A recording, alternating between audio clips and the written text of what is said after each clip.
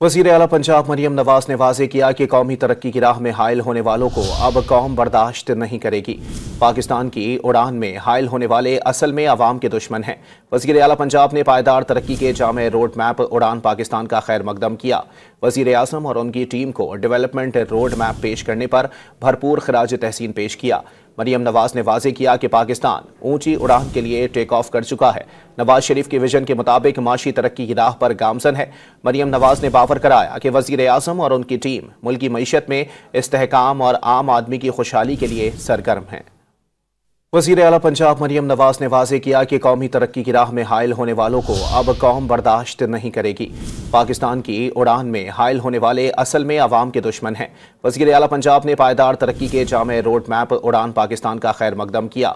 वज़ीर आज़म और उनकी टीम को डेवलपमेंट रोड मैप पेश करने पर भरपूर खराज तहसीन पेश किया। मरियम नवाज ने वाज़े किया कि पाकिस्तान ऊंची उड़ान के लिए टेक ऑफ कर चुका है। नवाज शरीफ के विजन के मुताबिक माशी तरक्की की राह पर गामजन है। मरियम नवाज ने बावर कराया कि वज़ीर आज़म और उनकी टीम मुल्की मईशत में इस्तेहकाम और आम आदमी की खुशहाली के लिए सरगर्म है।